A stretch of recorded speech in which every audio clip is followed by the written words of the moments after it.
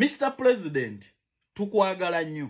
Naye ebyokusabira amalaalo tebigenda kuyamba bagenzi. Nze ndowooza bw'oba olumirirwa era ng'ofaayo ku lw'abantu bano abaafiira mu struggle. Wandiyambye bamulekwa ne beeyagalako nga Solomon Kampala bwe yeeyagalira mu Amerika.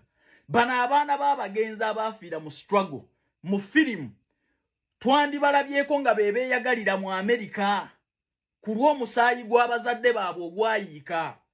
Bano abaana betwandirabyeko nga bazimbirwa ebizimbe baganda bwe bazimba olwaleero. Betwandirabyeko nga beeyagalira ku mabiici nga mukyalawo bw'akola bw'atambudde amawanga.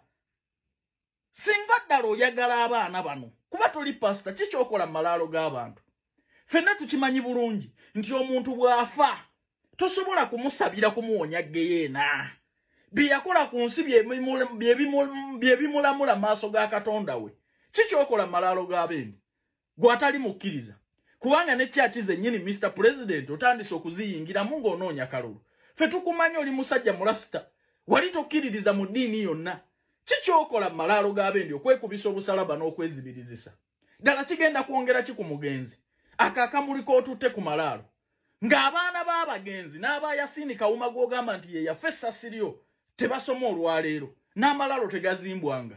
Ababo be beeyagala baganda bwe bazimbye agazimbe. Bw'oba ofaayo ddala ng'era oyagala nnyo ky'osobola okuyamba be bamulekwa. Naye ebyo byawedde bamulekwa mu abalese tteya. Ababo bali mu Amerika abatasulanga wadde enjala. Abaana b'abagenzi abatuufu abaafiira mu firimu gye wayoolamu omusimbi omuyitirivu n'abakola struggle gy'olyamu ensimbi obaleka wano babo beeyagalira mu Amerika.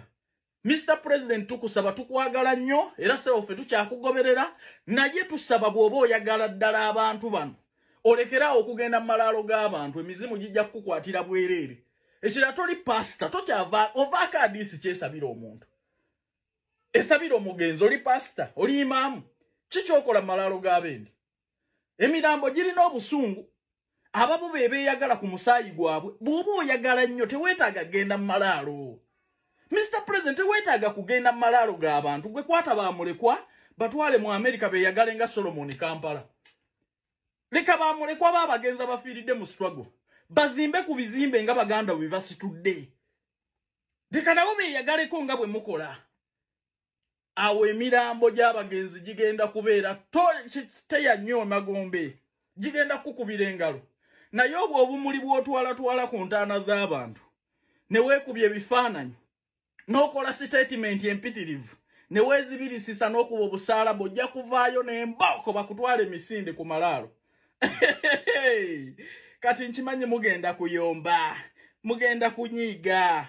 Kayanja oyogedde ku pulezidenti, munnange pulezidenti tulina omuwabula, tumwagala tumukkiririzaamu. Naye y'enkola ey'okuzungira mu malaalo g'abantu nga bamulekwa bali wano basiraanye, tebasoma, tebayambiddwa, tebalina wadde ekikumi. Akwate ku ssente za firimu abazimbira ebizimbe nga baganda bwe bwakola. Bano abaana bagende beeyagalireko mu Amerika nga Solomon Kampala nga famire ye bw'esomerayo. Ne bano bagende beeyagalireko ku musaayi gw'abazadde baabwe. Lwaki bazadde baabwe abatwalira bumuli ku ntaana? Wamma bantu bange aba Star Favour Uganda Limited babagamba nti emirimu gy'abawala n'abalenzi weegiri mubanoonyeeko ku noti 7 noti 67 26 84 oba noti 7 17 45 27 beetaaga bakiriina ba waitress ne ba waiter mugenda kuba mukola mu mahoteri mu ggwanga lya Kuwait.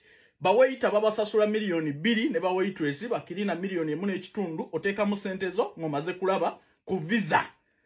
Naye so Mr. President tukukkiririzaamu era tukusaba ssebo bigambo bino leka bitwala lwayitire. Mbyogedde biva ku mutima gwange kuba nkwagala nnyo Mr. President.